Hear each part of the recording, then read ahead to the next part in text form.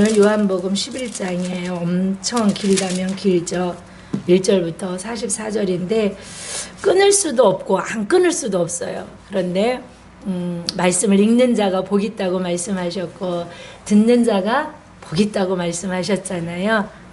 그런 말씀을 믿는 믿음으로 좀 길지만 여러분들이 많이 접했던 말씀이라 묵상하기도 좋으실 것 같아요. 서로 교독하시면서 또 다른 여러분들이 읽으시다가 하나님이 부어주신 또 다른 은혜가 있기를 바라면서 우리 교독하시면서 마음에 한번 새겨보겠습니다. 제가 먼저 신약성경 요한복음 11장 1절 받들어 봉독함으로 교독하시고 마지막 절 합독하겠습니다. 어떤 병자가 있으니 이는 마리아와 그 자매 마르다의 마을 베다니에 사는 나사로라. 이 마리아는 상여를 쉽게 보고 머리털로 그의 발을 잡던 자요 나사로는 그의 어머니라.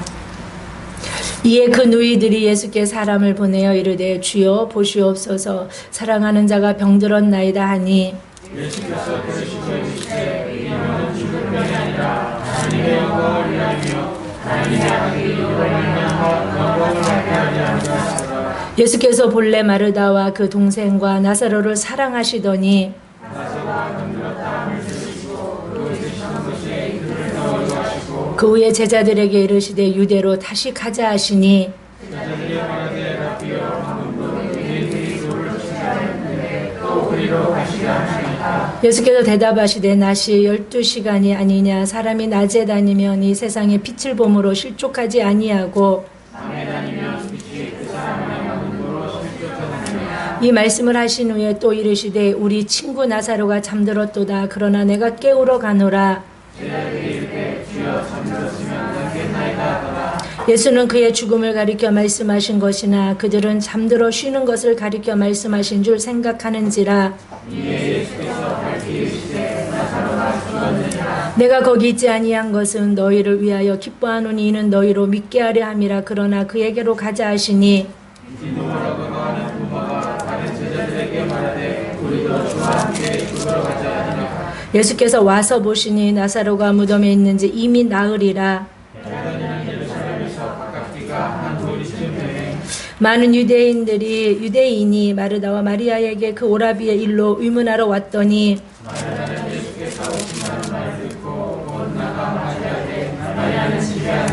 마르다가 예수께 여짜오되 주께서 여기 계셨더라면 내 오라버니가 죽지 아니하였겠나이다.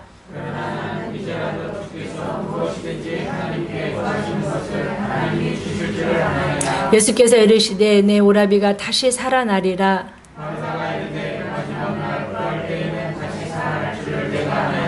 예수께서 이르시되 나는 부활이요 생명이 나를 믿는 자는 죽어도 살겠고 무릇 살아서 나를 믿는 자는 영원히 죽지 아니하리니 이것을 내가 믿느냐. 이르되 주여 그러하이다. 주는 그리스도시요 세상에 오시는 하나님의 아들이신 줄 내가 믿나이다. 이 말을 하고 돌아가서 가만히 그 자매 마리아를 불러 말하되 선생님이 오셔서 너를 부르신다 하니 마리아가 이 말을 듣고 급히 일어나 예수께 나아가매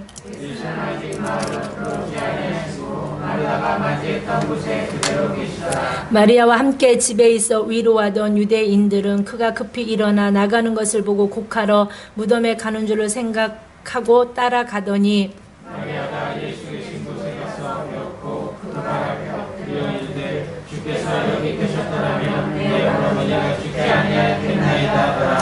예수께서 그가 우는 것과 또 함께 온 유대인들이 우는 것을 보시고 심령의 비통이 여기시고 불쌍히 여기사 이르시되 그를 어디 두었느냐. 이르되 주여 와서 보옵소서 하니 예수께서 눈물을 흘리시더라. 이에 유대인들이 말하되 보라 그를 얼마나 사랑하셨는가 하며 그중 어떤 이는 말하되 맹인의 눈을 뜨게 한 사람이 이 사람이 그 사람을 죽지 않게 할 수 없었더냐 하더라. 이에 예수께서 다시 속으로 비통히 여기시며 무덤에 가시니 무덤이 굴이라 돌로 막았거늘 예수께서 이르시되 돌을 옮겨 놓으라 하시니 그 죽은 자의 누이 마르다가 이르되 주여 죽은 지가 나흘이 되었음에 벌써 냄새가 나나이다. 예수께서 이르시되 내 말이 너희가 들으면 하나님의 영광을 보리라 하지 아니하였느냐 하시니 돌을 옮겨 놓으니 예수께서 눈을 들어 우러러보시고 이르시되 아버지여 내 말을 들으신 것을 감사하나이다. 항상 내 말을 들으시는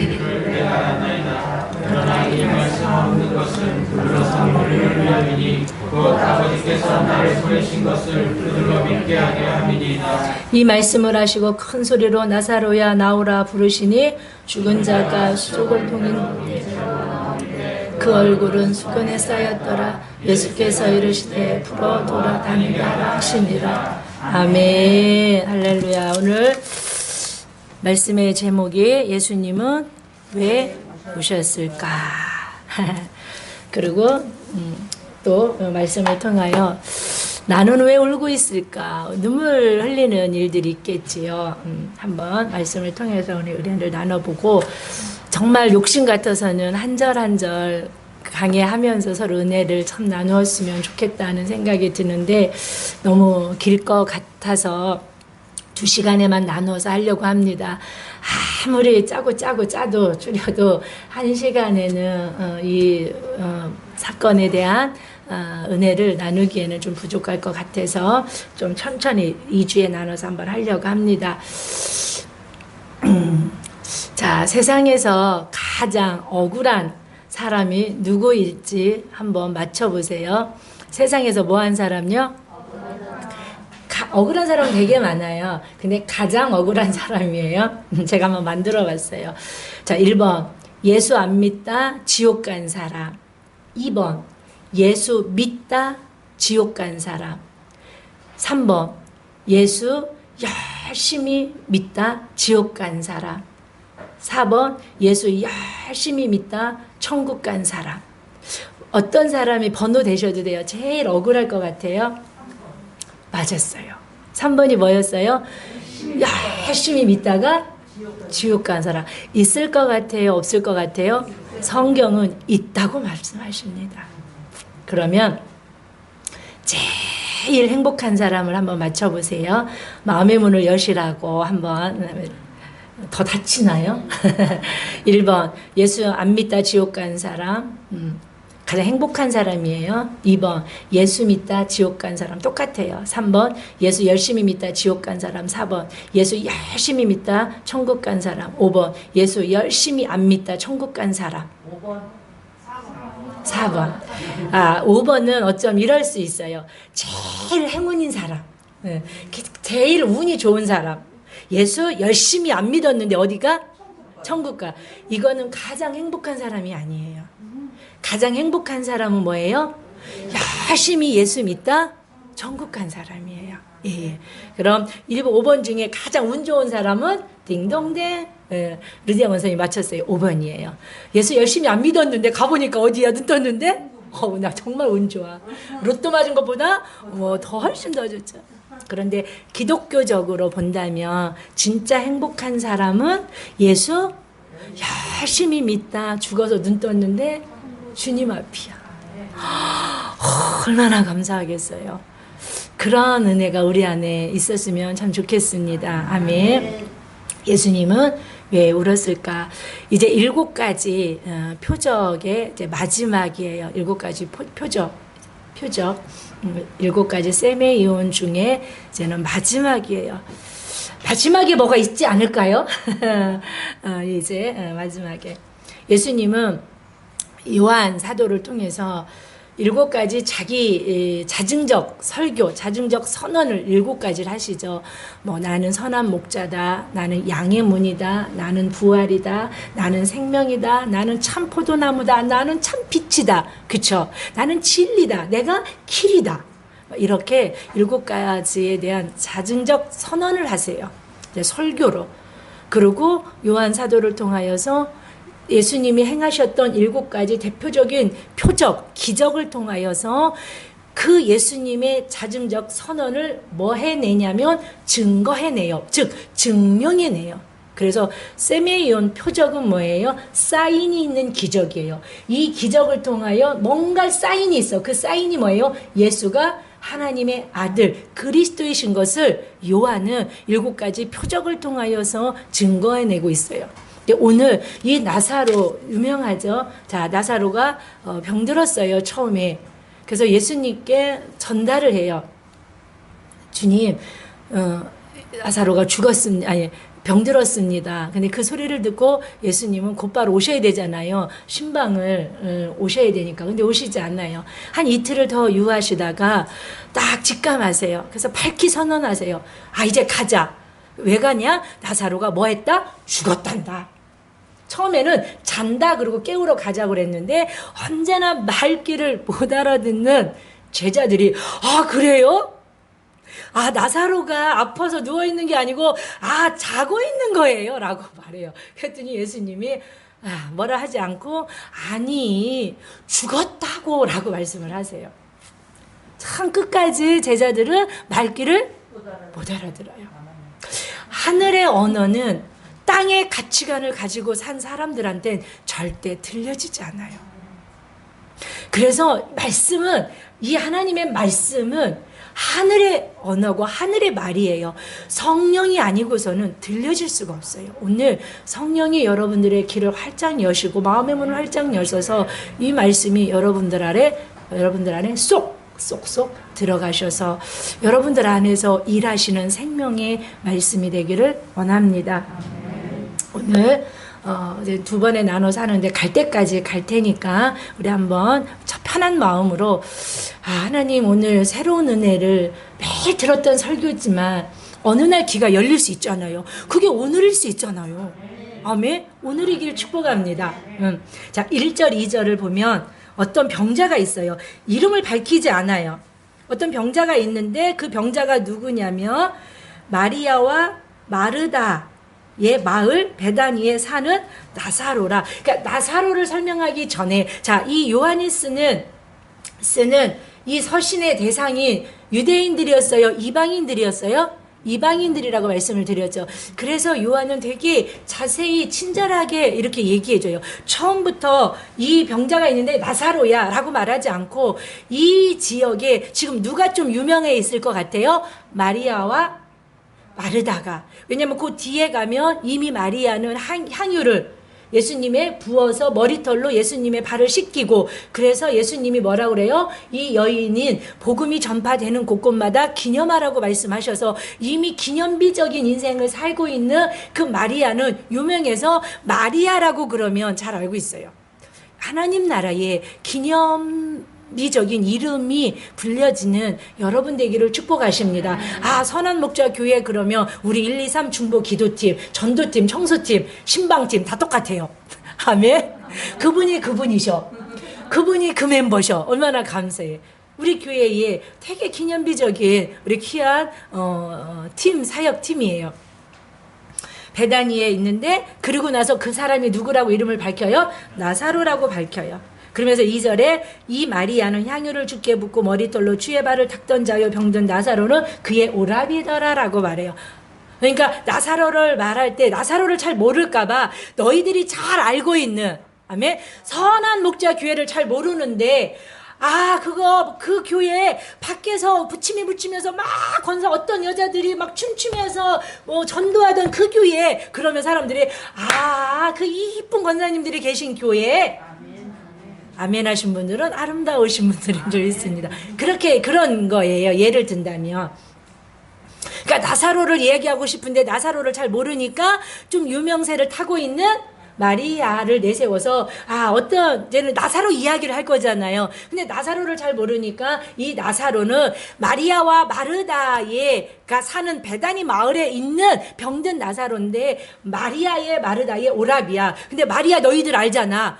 너 복음이 전파될 때마다 이 마리아 소식 들었잖아. 향유를 깨뜨려서 예수님의 장례를 준비하면서 아무도 하지 않았던 기름부음을 부었던 그 여인이야. 그 마리아의 오빠 이야기야 라고 마음을 열었겠죠. 자, 사랑하는 여러분, 저와 여러분 주님이 특별히 기억하시는 그런 하나님의 사람들 되시기를 축복합니다. 오늘 이제 나사로 이야기를 할 건데 이 본문에 나사로가 주인공은 절대 아니겠죠. 나사로를 통하여 그리고 이 가정을 통하여 겪는 모든 일들의 주권을 가지고 계시는 예수 그리스도가 주인공이시겠죠. 성경의 많은 인물에 저도 되게 관심이 많아요. 그래서 인물 강해도 많이 하는 편이에요. 모세를 막 탐내고 탐색하고 싶어하고, 다윗이 언제 막 이런 고백을 했지 막 이렇게 하고 싶어하고, 또 뭐 바울도 그렇고 바나바도 그렇고 막 요셉도 그렇고 인물에 대한 관심이 많아요. 그런데 그 인물을 향하여서 여러분들이 은혜를 받을 때 그 인물이 주인공이 되면 안 돼요. 어떤 상황 어디서든 사람이 주인공이 되면 안 돼요. 그 사람을 쓰셨던 하나님께 집중하고, 언제든지 여러분 인생의 진짜 주연은 주님이시기를 축복합니다. 이제 나사로 이야기를 할 거예요. 그런데 나사로가 주인공이 되면 안 되고, 이 나사로를 통하여 무언가 사역을 하고 계시는 예수 그리스도께 집중하시고, 그분을 향하는 여러분들의 마음이 활짝 열리시고, 그 주님을 향하여 여러분들이 믿음이 더 한 걸음 견고해 주시고 성숙해지시는 그런 은혜가 있기를 축복합니다. 오늘 제목은 35절을 가지고 제가 제목을 잡았어요. 오늘 35절 한번 읽어볼까요? 시작. 아멘. 예수께서 눈물을 흘리시더라. 이 예수님은 성경에 눈물을 흘리신 게 딱 3번밖에 기록되어 있지는 않아요. 자, 그러면 3번만 오셨을까요? 그렇진 않죠. 자, 질문 한번 해볼게요. 정신 바짝 들으시라고. 성경의 전체 구약의 하나님으로부터 신약의 예수 그리스도에 이르기까지, 성령님에 이르기까지 우시는 하나님이 많이 기록되어 있을까요? 웃으시는 하나님이 많이 기록되어 있을까요? 우시는. 여러분 인생에 울 일이 많아요? 웃을 일이 많아요? 웃을 일이 많기를 축복합니다. 그런데 살아보니까 웃을 일보다는 참 애통할 일들이 되게 많아요. 성경에 하나님이 막 웃으셨다라는 거는 없어요. 시편에 보면 웃긴 웃으시는데 좀 비웃으셨다라는 그런 표현이 있는데, 뭐 기뻐하셨다라는 표현은 있어요. 기쁠 때 웃으니까 뭐 그것도 그럴 수 있는데, 번역할 때 웃었다라는 번역은 없으세요. 비웃은 것밖에. 네, 그거에 집중하는 건 아니지만 그만큼 영혼을 향한 주님이 마음, 당신의 백성들을 향한 하나님의 마음이 늘 어땠던 거예요? 성경으로 보면 아프셨고 애통하셨고 애끓으셨던 것을 우리는 또 알 수 있는 것 같아요. 주님을 기쁘게 해드릴 수 있는, 웃게 해드릴 수 있는 은혜가 있기를 축복합니다. 우리 선한 목자 교회를 막 기억하면 주님이 막 웃으시고, 여러분 한 사람 한 사람을 기억하며 성경에 한 번도 웃지 않으셨던 주님이 막 이렇게 기쁘게 웃으실 수 있는 그런 은혜가 있기를 축복합니다. 성경에 딱 3번밖에 울지 않으셨었는데, 첫 번째 예수님이 울으셨던 것은 클라이오예요. 클라이오는 소리내어 우는 울음이에요. 소리내어 우는. 언제 우셨냐면 누가복음 19장 41절이니까 제가 읽어드릴게요. 가까이 오사 성을 보시고 우시며, 이 우시고가 클라이오예요. 소리내어 우시는. 자, 여기는 이제 오늘 할 건 아닌데, 그래도 여러분들이 예수님이 3번 우신 거에 대해서 좀 기억하시라고 제가 한번 올려드렸어요. 자, 두 번째 예수님이 우신 거는 헬라어로 크라조예요. 이 울음은 여러 가지로 표현하고 있지만 저는 크라조를 선택하고 있어요. 이 크라조는 어떻게 우는 거냐면 소리내어 울부짖으며 우는 소리예요. 큰 소리로 외치는 소리예요. 그래서 어느 주석에 보면 옆 사람의 고막이 터질 듯이, 그 예수님이, 히브리서 기자는 예수님이 십자가를 지시고 승천하시고 부활하시고 나서 썼던 이 성경이에요. 이미 예수님이 올라가신 후에요. 그래서 이 히브리서 기자가 5장 7절에 예수님의 이 눈물을 어떻게 표현하고 있냐면, 육체에 계실 때에, 자, 육체에 계실 때가 뭐예요? 승천하시기 전 이 땅에서 메시아적인 사명은 육신의 옷을 입고 계실 때에, 자, 읽어볼게요. 자기를 죽음에서 능히 구원하실 이에게 심한 통곡과 눈물로 간구와 손 올렸고 그의 경건하심으로 말미암아 들으심을 얻었느니라. 히브리서 기자는 예수님이 이제 승기하셨어요. 모든 육체의 삶을 끝내고 당신의 자리로 가셨어요. 왕의 자리로 가셨어요. 임금의 자리로 가셨어요. 하나님 우편에 가셨어요. 계시록에서 모든 권세를 이양하는 장면을 우리가 은혜 나누었죠. 그 자리에 가셨어요. 그래서 히브리서 기자는 예수님이 육체에 계실 때에 어떤 어떻게 눈물을 흘리셨는지 기록하고 있는데 이 심한 통곡과 눈물로 간구함을 올렸던 것이 겟세마네 기도예요. 겟세마네 기도 마지막 누가복음 22장 44절에 보면 예수님께서 십자가 지시기 전에 겟세마네 동산에서 기도하실 때 어떻게 기도하세요? 힘쓰고 애쓰고 더욱 간절히 기도하시니 땅이 땀에 떨어지는 핏방울같이 되더라. 그러니까 마지막 십자가 지시기 전에 내 뜻대로 마옵시고 아버지의 뜻대로 되기를 구하는 십자가를 지시기 위하여 기도하셨던 사역적인 눈물을 흘리셨던 예수님의 그 눈물을 히브리서 기자는 크라조를 원어를 사용해서 큰 소리로 울부짖으며 심하게 통곡하신 울음을 말씀하세요. 자, 여러분들에게 맡겨주신 사명은 무겁다고는 합니다. 자, 그런데 그 사역을 위하여, 사명을 위하여 크라조 예수님처럼 울부짖으며 여러분들에게 주신 그 십자가를 잘 감당하고 넉넉하게 지고 가기 위하여 얼마나 울부짖으며 소리내어 통곡하며 주님 앞에 기도했는지 돌아보실 수 있는 은혜가 있기를 축복합니다. 무겁다는 말은 많이 해요. 그렇게 무겁지 않을 수 있는데 그냥 다 무거워. 그냥 왜요? 그 직함, 여정도 회장이라는 그 직함 자체, 담임 목사라는, 선교 목사님이라는, 회원이라는, 선교부 임원이라는, 간사라는, 전도사라는 그 직책 자체가 뭐예요? 무거울 수 있어요. 그쵸? 안 해보던 일이고, 뭐 그렇게 막 환영받는 일도 아니고, 누가 막 칭찬만 있는 일도 아니고, 그러니까 무거울 수 있어요. 그럴 때 저와 여러분들도 주님이 십자가를 지시기 위해서 크라조 울부짖으며 기도하셨던 것처럼 아버지의 뜻을 이 땅에서 내 사역 가운데 이루기 위하여 기도하실 수 있는 은혜가 있기를 축복합니다. 세 번째 눈물이 오늘 본문이에요. 본문에 나오는 11장 35절이에요. 이 눈물은 다퀴리오예요. 다퀴리오. 이 눈물이 무슨 눈물이냐면 심령에서 끓어오르는 눈물이에요. 다퀴리오. 소리내지는 않고 흐느끼는, 여러분들 진짜 막 속에서 제가 이 세 가지 울음 속에 전에는 크라조, 내 사명이 너무 무겁고 왜 나 같은 거를 똑바로 보고 싶어요. 이 찬양 부르면서 많이 울었던 울음이 사실은 크라조적 겟세마네 동산에서 예수님이 흘리셨던 그런 눈물을 많이 흘렸는데, 제가 목회 현장 속에서 많이 흐르는 눈물은 다퀴리오의 눈물이에요. 소리내지 않고 흐느끼는 눈물이요. 그래서 그걸 또 절제가 좀 안 될 때는 그냥 예배 시간이고 뭐 시간이고 심령에서 끓어오르는 그 눈물을 참지 못해서 눈물을 흘릴 때가 참 많습니다.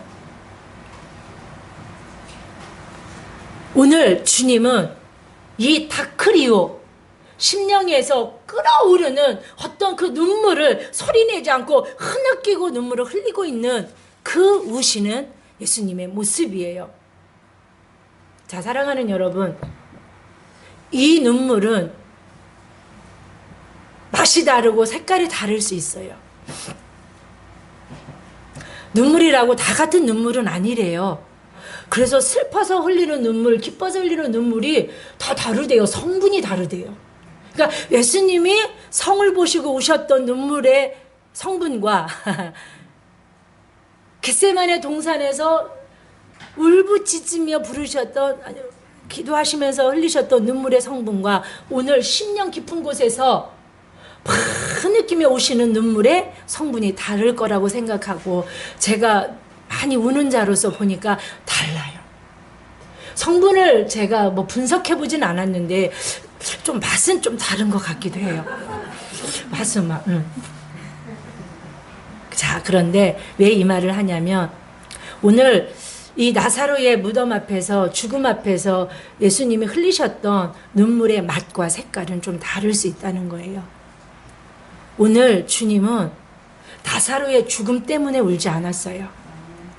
자, 사랑하는 여러분, 아가서 7장 4절에 보면 신부가 된 눈물, 술람미가 온전한 신부가 되잖아요. 그래서 내 누이 나의 신부, 이제 솔로몬 왕이 막 그렇게 하죠. 막 제가 이걸 맨날 묵상하면서 아가서 설교를 또 너무 하고 싶어요. 여러분 또 혹시 바라세요? 그러면 아이고 한 분 따로 하셔야 되겠다. 따로 우리끼리. 아가서 너무 설교하고 싶어요. 볼 때마다 너무 은혜가 돼요. 그리고 정말 많이 묵상을 해요. 아가서 묵상을. 주님과 교제할 때마다 아가서가 자꾸 떠올라요. 그래서 지난주도 그렇고 지지난주도 그렇고 아가서가 계속 연결이 되는데 길어질까봐 그것도 막 해야 되니까. 근데 오늘은 안 할 수가 없었어요. 아가서 7장 4절에 보면 신부의 눈이 처음에 비둘기 눈 같았어요. 비둘기 눈은 누구만 바라봤던 눈이었어요? 신랑만 바라봤던 눈이었어요. 근데 신랑만 바라봤던 그 눈이 이제 연못같이 밝은 연못 같은 눈으로 신부의 눈이 바뀌어요. 그래서 목은 상아 망대 같구나. 눈은 헤스본 바드람빔 문 곁에 있는 연못 같고라고 신부의 신체적인 것을 10가지로 예찬 신랑이 하면서 그 연못 같은 촉촉하게 젖어 있는 신부의 눈을 칭찬해주는 왓집부라고 그랬죠. 그 신체적인 그 무언가를 막 이렇게 예찬할 때, 노래할 때, 그 10가지 왓집부 중에 그 눈은 연못 같다라고 신랑이 신부의 눈을 칭찬해주고 있어요. 이게 뭐냐면 신랑만 바라보던 그 눈이 누구를 바라보게 됐냐면 영혼을 품고 영혼을 향하여 바라보게 눈이 되었다는 거예요. 아멘. 우리는 많은 눈물을 가지고 있어요. 저도 눈물을 많이 흘리는 자로서. 근데 서러워서 속상해서 막 억울할 때도 왜 이렇게 눈물이 나는지. 막 싸워야 되는 어떤 막 상황인데 막 싸움을 못하니까 뭐예요? 눈물이 줄줄줄줄 나와. 제가 비 오는 날 이 주차장 아저씨가 해도 너무 한 거예요. 그날 컨디션도 너무 안 좋고 마음도 너무 안 좋은데 그래갖고 비가 오는데 우산 안 쓰고 나왔어요. 뭐 하려고 나왔다 그랬어요? 싸우려고 나왔어요. 근데 싸우려고 나왔는데 싸워본 사람이 싸운다고 뭐라고 막 큰 소리를 치고 싶은데 칠 말이 없는 거예요. 그래갖고 비를 맞아가면서 서서 뭐 했다고 그랬어요? 억울하니까 너무 그러니까 뭐라고 해야 되는데 억울해서 눈물만 나. 그러니까 그 아저씨가 당황해서 들어가는 거예요. 이제 차를 세우는데 뭐가 안 좋으셨나 봐. 늘 많이 안 좋긴 하는데 또 뭐라고 하는데 내가 차 세우고 내가 오늘은 작정해야지. 한바탕 한번 해봐야지. 뻔때를 한번 보여줘야지 하고 나왔는데 할 말이 없어. 뭐라고 해야지? 손을 이렇게 해야 되나? 뭐예요? 소리를 질러야 되나? 그런데 눈물이 줄줄줄 나오죠. 억울해서도 눈물을 우리는 흘릴 수 있어요. 근데 오늘 예수님이 흘리셨던 눈물과 술람 및 신부가 흘렸던 눈물은 좀 다른 눈물이에요. 왜냐하면 그 두 분이 흘리셨던 눈물은 같은데 뭐냐면 영혼을 섬기는 자의 눈물은 늘 리더들은 흘릴 수밖에 없어요. 아멘. 반대로 영혼을 섬겨본 적이 없어요. 영혼이 잘 되기를 주일날 막 오기를 하은이가 안 하고 어디 갔던 날 제가 예배를 그렇게 울었죠. 제가 왜 울었겠어요? 왜 울었겠어요? 말해보세요. 내가 하은이가 안 온 날 막 울었다 그랬잖아요. 왜 울었겠어요? 누구 생각하면서 울었겠어요? 하은이 생각하면서 울었어요. 예. 제가 막 돈이 없어서 울 때도 있지만 진짜 제가 오늘 이 말씀을 준비하면서 여러분 영혼을 품은 자들은요 눈이 마를 날이 없어요. 눈물이 마를 날이 없어요. 그 신부의 눈이 연못 같은 거야. 연못에 특별하지 않은 날은 눈물이 말라요. 아직 물이 말라요? 안 말라요? 안 말라요. 늘 물이 가득해요. 신부는 유방이 쌍태 새끼를 가진 두 아름다운 유방을 가진 신부가 되었어요. 영혼에게 뭘 먹이는? 젖을 먹이는 양육까지 하는 신부가 되었어요. 젖을 먹이는 거야. 그것은 젖을 먹이는데 영혼이 자라 안 자라? 안 자라는 거예요. 10년이 됐는데 20년이 됐는데 11조하고 싸우고 있고 주일 예배를 싸우고 있고 맨날 졸음하고 싸우고 있는 거예요. 눈물이 날 것 같아요? 안 날 것 같아요? 다키리오 정말 이 속에서 끓어오르는 그 안타까운 마음에 어깨를 흐느끼면서 눈물이 날 것 같아요? 안 나올 것 같아요? 예, 흘려보신 분들은 알아요. 내가 누군가를 전도했어요. 내가 누군가를 위하여 기도했어요. 누군가를 세우고 있어요. 내가 두 유방에서 내가 말씀으로 양육하고 있는 거예요. 누군가를 양육하고 있는 거예요. 근데 안 자라는 거예요. 변화가 안 되는 거예요. 그냥 작년의 신앙이나 재작년의 신앙이나 2021년 빛으로 살아내라는 표를 걸고 살아가는 오늘의 신앙이라 똑같은 거예요. 변화가 없는 거예요. 말씀을 받는 모습도 기도하는 것도 예배하는 것도 변함이 없는 거예요. 변함이 없이 꾸준해서 좋기는 좋긴 하겠지요. 그런데 양육하는 입장에서는 젖을 짜서 젖을 먹이고 말씀을 먹여서 좀 장성한 분량에 이르기까지 충만한 상태로 키워보고 싶고 성숙히고 일꾼으로 세우고 싶고 하고 싶은데 안 되면 얼마나 마음이 아프겠어요. 이런 눈물이 마른 자의 특징은, 영혼을 섬기지 않는 자의 특징은 울긴 우는데 맨날 뭐 때문에 울어요? 억울해서, 속상해서, 무서워서, 두려워서는 울어요. 맛이 다릅니다. 다 운다니까요. 과연 여러분들은 오늘 11장 35절에 다퀴리오 예수님이 이 속에서 끓어오르는 슬픔을 가지고 어깨를 들썩이면서 흐느끼셨던 눈물을 흘리실 수 있는 영혼이 한 영혼이라도 품고 그 영혼이 예배의 자리에 나오기를, 그 영혼이 예수 믿기를 위하여 기도하고 섬기고 사랑의 수고를 통하여 그 영혼이 나오지 않는 것 때문에, 그 영혼이 예배 자리에 세워지지 않는 것 때문에, 그 영혼의 신앙이 성숙되지 않는 것 때문에 눈물을 흘리실 수 있는 은혜가 있기를 축복합니다. 구약의 유명한 눈물의 선지자가 있죠. 누굴까요? 에레미야죠. 망해가는 나라를 바라보면서, 망해가는 백성들을 바라보면서 눈이 짓물도록 울었던, 그래서 별명이 눈물의 선지자예요. 에레미야 9장 1절은 이렇게 말합니다. 시작. 어찌하면 내 머리는 불이 되고 내 눈물의 근원이 되고 죽임을 당한 내 백성을 위하여 주야로. 아멘.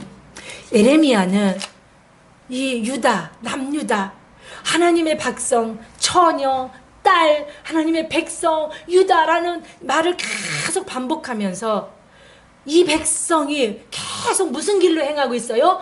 망하는 길로 행하고 있어요.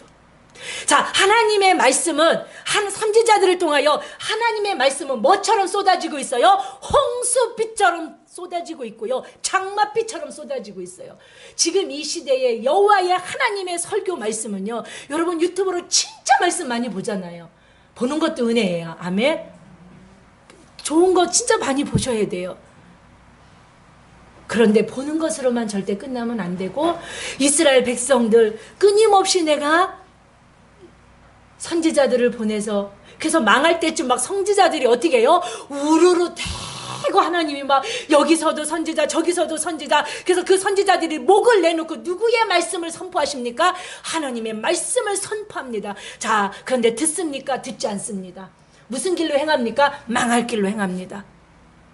그 모습을 에레미야는 바라보면서 예수님이 망할 성을 보고 우셨던 것처럼 자기의 사명을 감당할수록, 왜냐면 막 심판을 설교하니까 멸망을 막 파괴되고, 너희들은 하나님이 넌 파괴할 거야, 너는 포로로 잡혀갈 거야, 70년 잡혀갈 거야. 다른 선지자들은 막 2년이면 된다는데 에레미야는 몇 년이래요? 70년이래요. 자, 조롱하고 비웃고 뭐예요? 막 멍해를 하고 진흙에 빠뜨리고 우물에 빠뜨리고 옷을 벗기고, 이사야 선지자도 그렇고 장가도 못 가고 그래서 그만두고 싶은데 이 속에 복음을 향한 그 열정, 이미 골수에 여호와 하나님의 불이 떨어져 있기 때문에 입을 닫고 살 수도 없는 거야. 전할 수밖에 없는데 전할수록 비웃음이요, 전할수록 핍박이요. 그러니 뭐만 흘리겠어요? 눈물만 흘려요. 에레미야 애가는요, 슬프도소이다, 슬프도소이다, 슬프도소이다. 에레미야 애가는요, 그냥 눈물로 쓴 애가 노래예요. 에레미야 애가 1장 16절에 보면 처녀딸 유다를 술틀에 밟으신 그 하나님의 심판을 바라보면서, 내가 이 하나님의 술틀에 하나님의 백성을 놓고 밟아버리시는 그 하나님의 심판을 바라보며 이로 말미암아 내가 우니 내 눈에 눈물이 물같이 흘러내림이요. 회개하면 되는데, 돌이키면 되는데, 안 하면 되는데, 죄 끊어내면 되는데, 말씀을 듣고 말씀대로 살면 되는데, 망할 길로 가는 유다 백성들을 보며 내 눈물이 물같이 흘러내림이요. 에레미야가 2장 11절에 보며 내 눈이 상하며 내 창자가 끊어지며 내 간이 땅에 쏟아졌으니 이는 내 딸 백성이 패망하여 어린 자녀와 젖 먹는 아이들이 성읍길에서 기절함이로다. 그 백성을 바라볼 때 에레미야가 눈이 상하고 창자가 끊어지고 이 간이 배 밖으로 나왔대요. 그 정도로 내 간이 땅에 쏟아졌으니 절정을 이룹니다. 에레미야 3장 48절 50절 영상으로 한번 같이 읽어볼게요. 시작.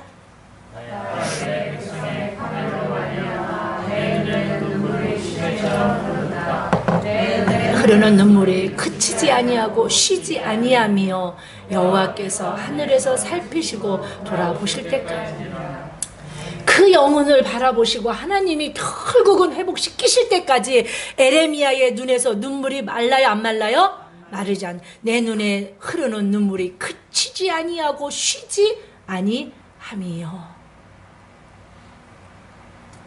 여러분, 이 말씀이 여러분 마음에 좀 울림이 있기를 정말 간절히 주 예수 그리스도 이름으로 축원합니다. 이런 눈물을 흘리기 위해서는 여러분들 마음에 영혼을 향한 사랑이 있으셔야 되고, 내가 양육하는 젖을 먹여서 내 젖을 짜서 양육하는 어미의 아비의 마음을 가지고 영혼을 품은 자만이 흘리실 수 있는 눈물입니다. 그냥 그 영혼이, 내 목원이, 그냥 내 교인이, 내 자녀가, 내 남편이 그냥 뭐 알아서 뭐 자기 신앙, 내 신앙도 어려운데 내가 뭐 그 영혼을 이렇게 하는 사람은 정말 단 한 번도 이 눈물을 경해볼 수 없습니다.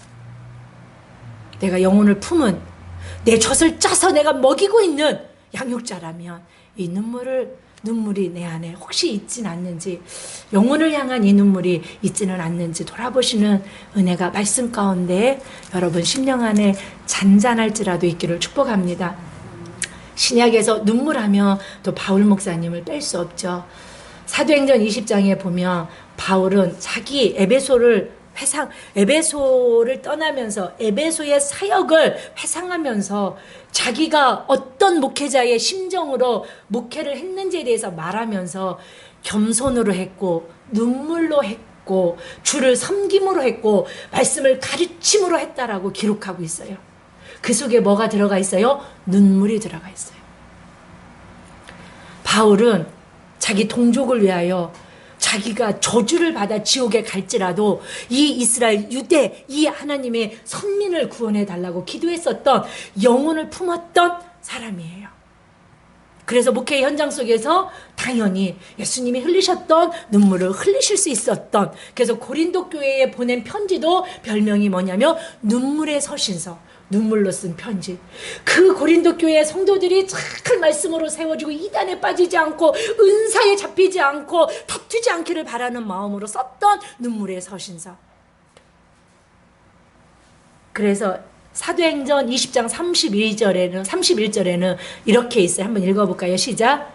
그러므로 여러분이 읽게요. 내가 3년이나 밤낮 쉬지 않고 눈물로 각 사람을 훈계하던 것을 기억하라. 자, 빌립보 3장 18절 시작. 내가 여러 번 너희에게 말하였거니와 이제도 눈물을 흘리며 말하노니 여러 사람들이 그리스도의 십자가의 원수로 행하느니라. 십자가의 원수가 뭐냐면 하나님을 대적하는 거예요. 그리스도인인데 또 그리스도를 믿지 않는 사람들, 십자가의 원수로 살아가는 사람들, 주님과 상관없이 살아가는 사람들, 교회 안에서도 내가 신앙생활을 하는데 십자가와 상관없이 살아가. 십자가를 통하여 하나님의 사랑이 뭔지도 모르고 용서가 뭔지도 모르고 다시 오시겠다라는 약속이 뭔지도 모르고 피의 보혈의 능력이 뭔지도 모르고 주의 능력이 뭔지도 모르고 그 사람들 때문에 바울은 뭐 하고 있어요? 울고 있어요. 눈물을 흘리고 있는 모습을 바라볼 수 있습니다. 자, 사랑하는 여러분, 저와 여러분들, 오늘 예수님은 자 울고 계세요. 그쵸? 나사로의 죽음 앞에서 울고 계시고요. 무덤으로 데리고 갑니다. 무덤 앞에서 울고 계십니다. 그러면 예수님은 왜 울고 계실까? 자, 사랑하는 여러분, 성도의 죽음은 복입니까? 저주입니까? 복입니다. 아멘? 믿으십니까? 성경에서요, 성도의 죽음은, 계시록에 보면 성도의 죽음은 복이 있대요. 왜요? 죽음은 어디 가요? 네. 우리 전도사님이 친정아버님 돌아가셨을 때 얼마나 그 천국을 향한 소망을 가지고 이 아름다운 장례식, 정말 천국 환송식, 육신의 이별은 슬프지만 모든 눈물과 고통이 끝나는 이 땅의 죽음을 통하여 영원히 죽지 않는 그 생명을 가지고 하나님 나라에 입성하신, 그래서 그 장례식이 뭐라고 고백해요? 아름다운 장례식, 축복의 장례식이라고. 자, 그렇다면 예수님이 나사로의 죽음이 슬펐다면 예수님은 성경적이지 않는 눈물을 흘리고 계신 거예요. 그쵸? 그래요, 안 그래요? 제가 억지예요? 성경이 맞아요? 성경이 맞죠. 그러면 예수님은 나사로의 죽음 때문에 우신 거는 아니겠죠. 사랑하는 여러분,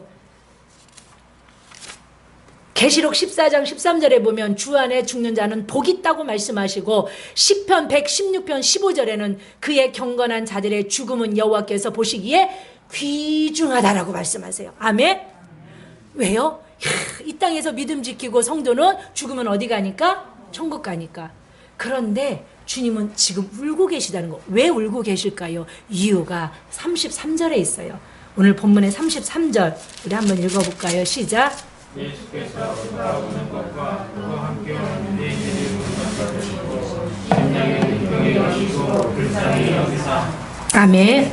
자, 33절에 보면 예수님이 그가 우는 거, 자, 그가 우는 게 누굴 것 같아요? 그 32절에 보니까 마리아죠. 그죠? 마리아가 우는 것을 봅니다. 그리고 문상하러 온 누구들이 울어요? 유대인들이 우는 것을 보십니다.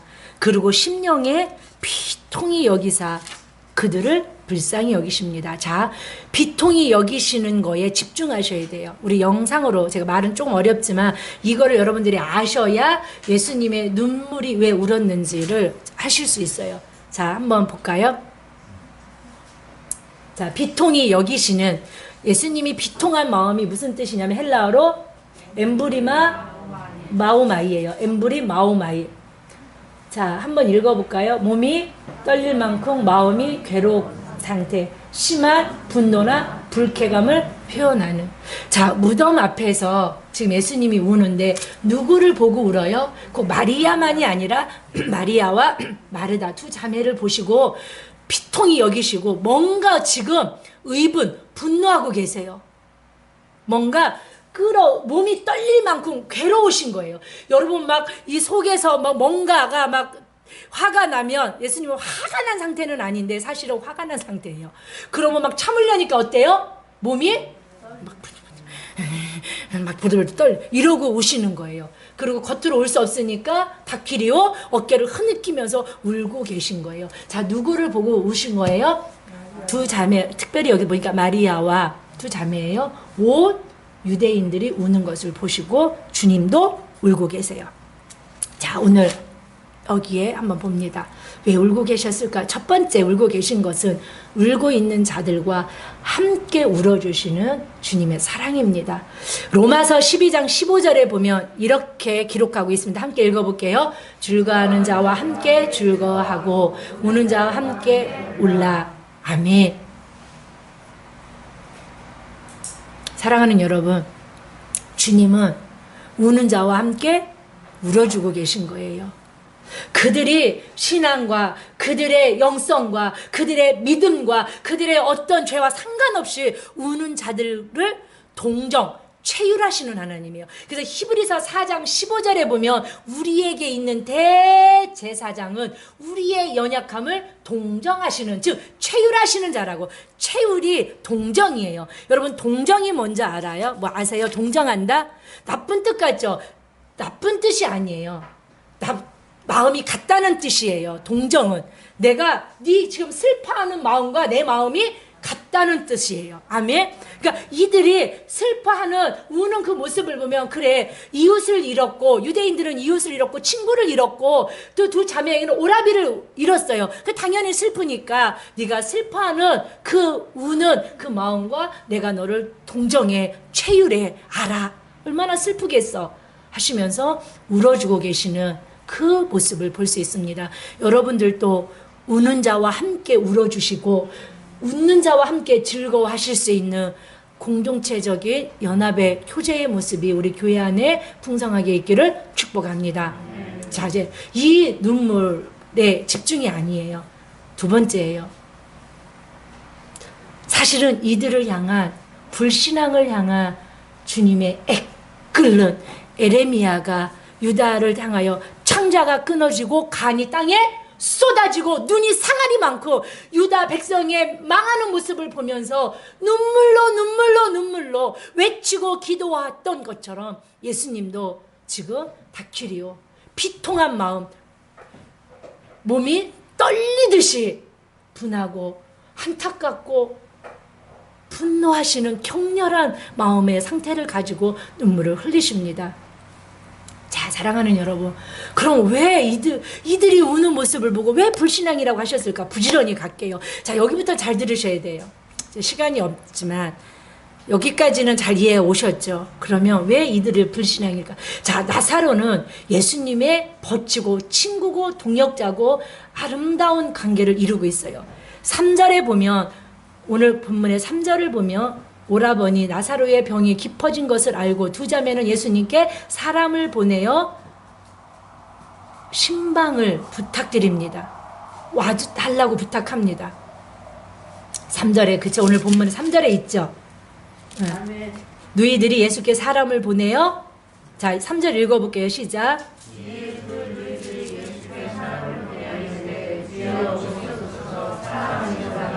자, 예. 나사로를 뭐라고 표현해요? 사랑하는 자라고 말해요. 사랑하는 자도 병들 수 있습니다. 아멘. 그리고 자, 5절에 볼게요. 5절에 읽어볼게요. 시작. 아멘. 자, 11절에 보면 우리 친구 나사로라고 말해요. 자, 마리아, 마르다와 이들은 무슨 관계예요? 사랑하시는 관계예요. 5절에.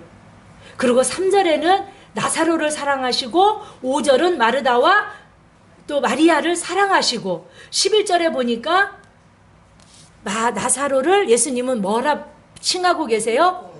자, 제가 올렸나 모르겠어요. 영상에 우리 친구라는 호필로스를 안 올린 것 같기도 해요.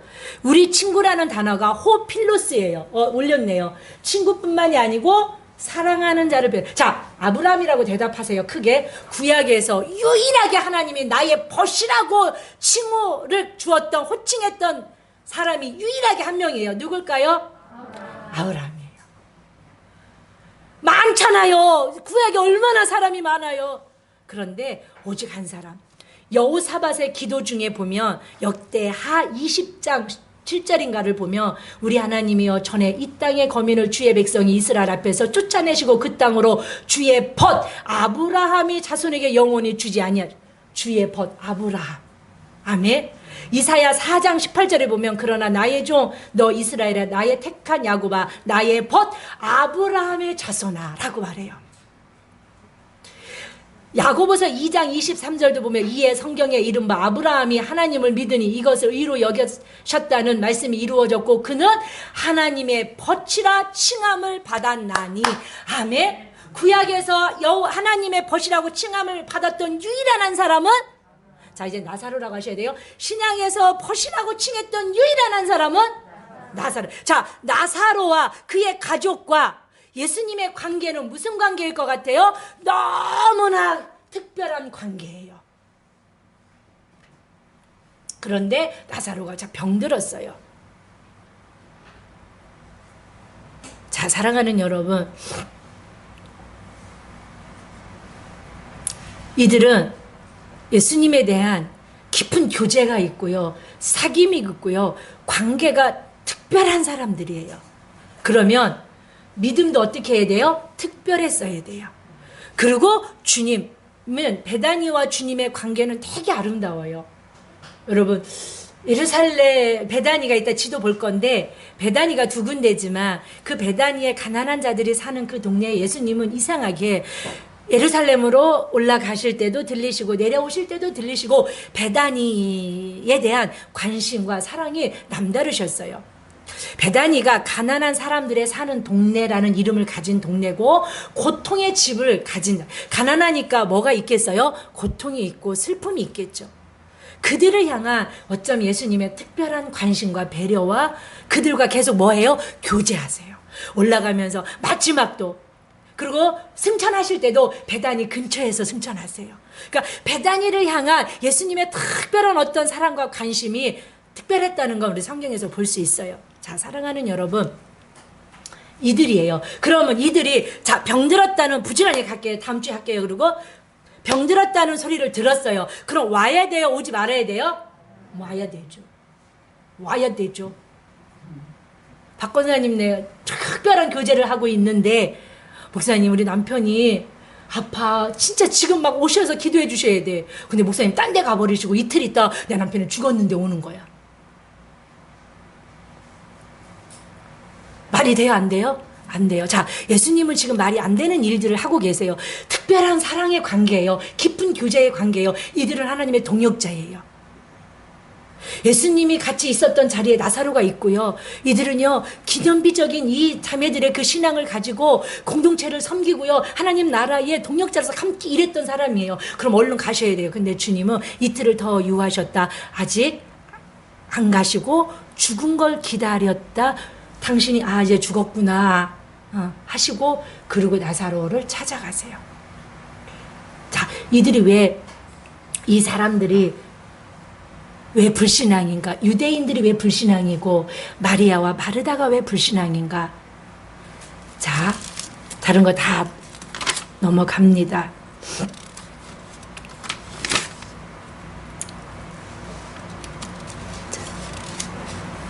우리 14절, 오늘 본문의 14절을 볼게요. 자, 이제는 나사로가 죽었다라는 거를 14절에 예수님께서 밝히 이르시되 나사로가 죽었느니라 합니다. 자, 15절을 잘 들으세요. 이거 읽으시면서 시작. 내가 거기 있지 아니한 것을 너희를 위하여 기뻐하노니 이는 너희로 믿게 하려 함이라. 그러나 그에게로 가자 하시니. 자, 들어보세요. 주님이 너희들이 네 오라비가 병들었다라고 했을 때 내가 여기에 거기에 가지 않은, 제자들에게 하시는 말씀이에요. 내가 거기에 얼른 가서 신방에서 안수해서 병을 고쳐주지 않은 게 너희가 뭐예요? 지금 오히려 잘됐다라는 뜻이에요. 내가 거기 가지 않은 게 너희를 위하여 기뻐하노니. 내가 너희들을 생각하면 기뻐. 잘 여기 들으셔야 돼요. 여러분들 여기서 제가 설명을 잘 못하니까 여러분들 잘 듣지 않으면 이 말 못 알아들으세요. 자, 나사로가 죽었다라는 말을 하면서 이제 가자라고 그러면서 뭐라고 그러냐면, 제자들에게 내가 그 나사로가 병들었다라고 가지 않은 게 너희들에겐 기쁨이야. 말이 돼요? 안 돼요? 안 되죠. 왜 기뻐요? 병들었을 때 고치면 안 죽어도 되잖아요. 근데 내가 거기 가지 않은 게 너희들이 반드시 기뻐할 거예요. 그 이유는 뭐냐면 너희들이 믿게 될 거야.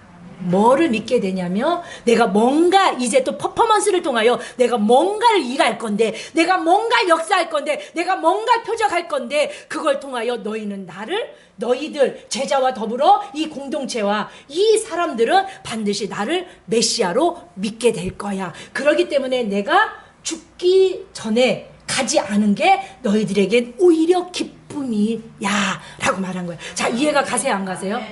가십니까? 예. 자, 왜 그러냐면 자, 물어볼게요. 지금 이 병들었다는 소식을 듣고 예수님이 이렇게 말해요. 그들이 병든 것은 어디에 있냐면 4절에 이 병은 죽을 병이 아니라 하나님의 영광을 위함이다. 지난주에 날 때부터 소경된 자를 향하여 제자들이 묻죠. 누구의 죄입니까? 본인의 죄입니까? 부모의 죄입니까? 조상의 죄입니까? 물어봤더니 뭐라고 예수님이 말해요? 하나님이 하시는 일을 나타내려고. 자, 마지막 표적이에요. 지금 7번째 세메이온이에요. 자, 이 세메이온을 통하여 예수님은 뭐를 나타내시는 거예요? 지금 하나님의 아들됨을. 자, 그래서 오늘 4절에 보면 죽을 병이 아니라 하나님의 영광을 위함인데, 하나님의 영광이 뭐냐면 하나님의 아들이 누구예요? 예수 그리스도를 통하여 이로 말미암아, 즉 나사로를 말미암아 영광을 받게 하려. 자, 보세요. 물어볼게요. 나사로가 병들어서 오셔서 병을 고쳐주신 영광이 큽니까? 나사로가 죽었어, 나흘이 됐어, 썩어서 냄새가 난 나사로를 살려주셨을 때 하나님의 아들인 예수의 영광이 더 큽니까? 이해가 가세요? 이해가 가세요? 그래서 예수님이 더디 온 게 너희들에게는 오히려 뭐야? 기뻐. 자, 병들었을 때 고쳐졌을 때도 기쁘긴 하죠. 그래서 아유 그냥 병 고쳤어. 그런데 죽었어, 나흘이 됐어, 썩었어, 냄새가 나. 그런데 살려줬어. 이 영광은요, 경이로운 영광의 장면이에요.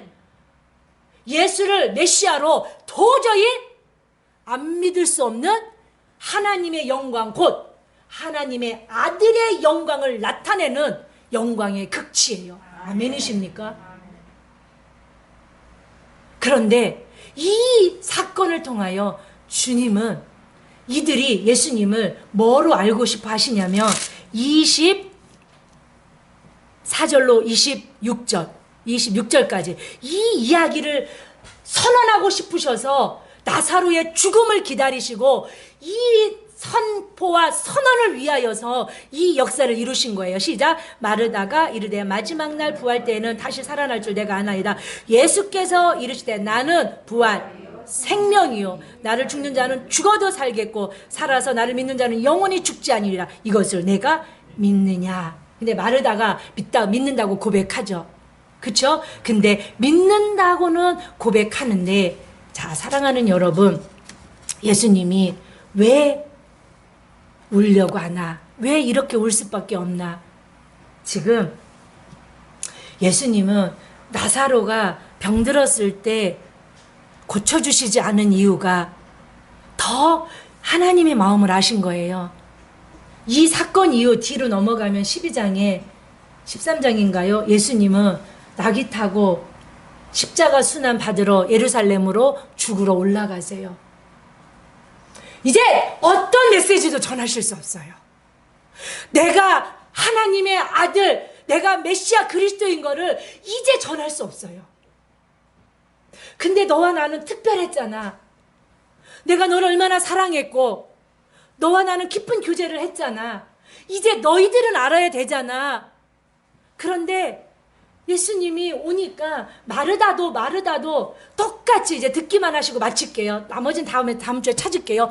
마르다도 뭐라고 고백하냐면 예수님이 내가 다시 네 오라비를 살리겠다라고 말해요. 그랬더니 마르다가 제가 믿나이다.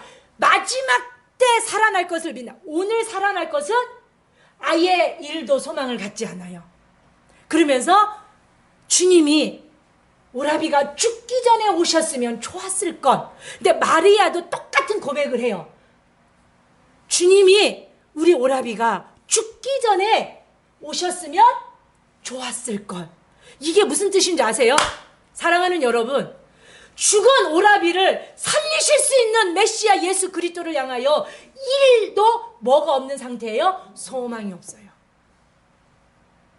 위대한 신앙의 고백을 하는 우리들 같으죠.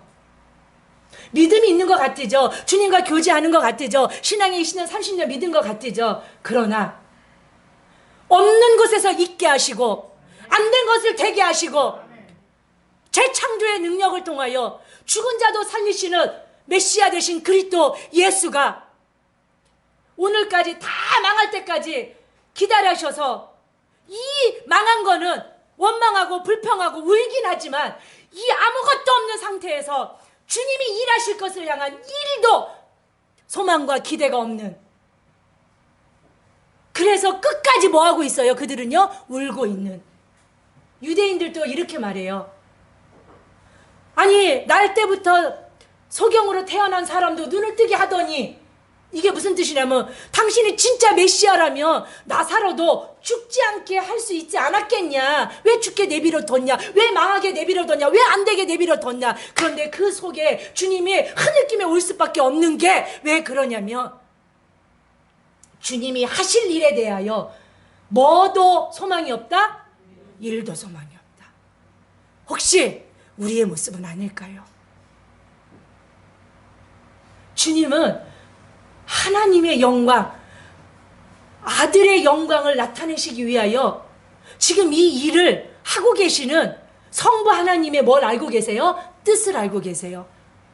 아, 하나님이 영광을 나타내시고자 나사로의 병들었다는 소식을 듣는구나. 그래, 그렇다라면 우리 하나님, 성부 하나님은 나사로의 죽음도 능히 살리실 수 있는 전능하신 나의 성부 하나님이신 걸 예수님은 믿으셨어요. 그래서 기도할 때 뭐라고 그러세요? 나사로의 무덤 앞에서 항상 내 말을 들으심을 감사하나이다. 하나님이 이루실 것을 향한 뭐가 있어요? 확신이 있어요. 몇 프로? 100%. 근데 이들은 0%예요. 울겠어요? 울지 않겠어요? 울겠죠. 왜요? 주님은 떠나셔야 돼요. 주님은 이들에게 맡기고 떠나셔야 돼요. 특별한 관계를 가질, 이제 마지막 세메이온이에요. 마지막 표적이에요. 이 죽은 나사로를 살려내시는 그리스도의 이 표적을 통하여서 이들에게 맡기고 당신은 예루살렘 나귀 타고 십자가 져서 죽으시러 가셔야 돼요.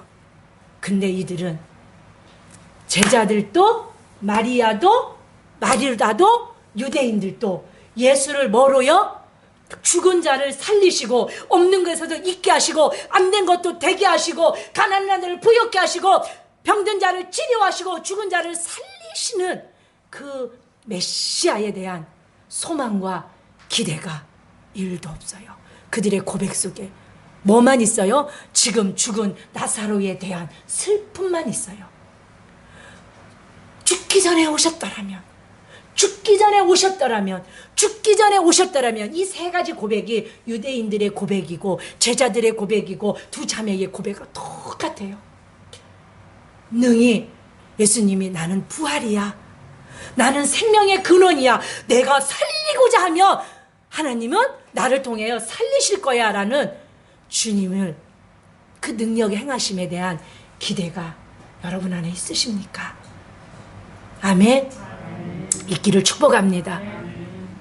어쩌면 주님은 이 지경이 될 때까지 주님은 당신의 더 크신 아들의 영광을 위하여 기다려 주실 수도 있었다는 걸 한번 소망으로 묵상해 보시면 어떻겠습니까?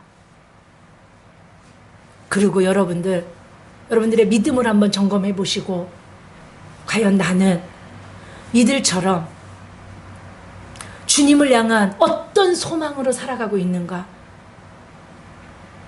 진짜 예수를, 진짜 나사렛 청년 그 예수를, 창조주, 무엇이든지 능히 하실 수 있는 전능하신 나의 신랑, 나의 주님으로 나는 믿고 있나?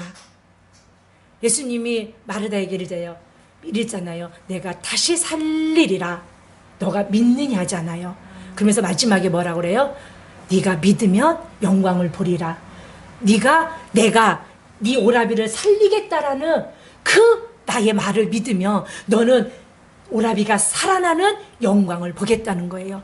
사랑하는 여러분, 이 시간 여러분들에게 주님은 네가 믿느냐? 내가 널 회복할 걸 믿느냐? 내가 널 살릴 걸 믿느냐? 내가 널 축복할 걸 믿느냐? 내가 구원의 역사를 베풀 걸 믿느냐? 믿으면 영광을 볼 거라고 말씀하시는 그 음성이 여러분들 안에 들려지고, 여러분들의 믿음으로 하나님이 하시는 일들을 바라보실 수 있는 은혜가 있기를 축복합니다. 여러분들의 문제는 하나님이 일하시기 위한 세팅해 놓은 무대일 뿐입니다. 그러면 그 문제 속에서 일하고 계시는 당신의 아들의 영광을 나타내시고자 일하고 계시는 누가 보여질 수 있어야 돼요? 문제 속에 있는 하나님의 역사하심의 손길을 보실 수 있어야 되는데 가리워지니까 뭐만 보여요? 문제만 보여요. 문제는 하나님의 영광을 나타내기 위해 세팅된 무대다. 시작. 아멘. 기도합니다. 아버지, 감사합니다. 오늘 말씀으로 우리를 돌아보게 하시고 우리 인생은 천국에 갈 때까지 문제와 어려움과 슬픔과 고난과 환난 가운데 있습니다. 그 문제들은 하나님이 아들의 영광을 나타내고자 세팅해 놓은 무대입니다. 문제만 보는 어두운 눈에서 소경입니까? 눈을 뜨게 하셔서 그 문제 속에서 일하고 계시는 주님의 능력을 보고 손길을 보고 역사를 봄으로 믿음으로 말미암아 하나님 주의 영광을 보며 나아가는 교회와 성도들 되어지게 하여 주시옵소서. 오늘도 말씀으로 찾아오시는 주님, 말씀으로 위로하시는 주님, 말씀으로 회복시켜 주시는 주님, 말씀으로 능력을 행하시는 주님, 말씀으로 축복하시는 주님, 감사합니다. 귀한 예물 올려드립니다. 10의 1조를 드리고 주일 헌금을 드리고 주정을 드리고 감사를 드리고 생일 감사를 드리고 1000번째 씨앗 헌금, 구제, 건축, 선교 여러 가지 제목으로 드립니다. 주님, 호명하지 않을지라도 일일이 아버지 부르지 않을지라도 주님은 아시리라 믿습니다. 주님, 이 예물 속에 감사가 있고 간구함이 있고 기도가 있고 간절함이 있고 믿음이 있습니다. 기억하여 주시고 재정의 일꾼으로 세워 주시옵소서.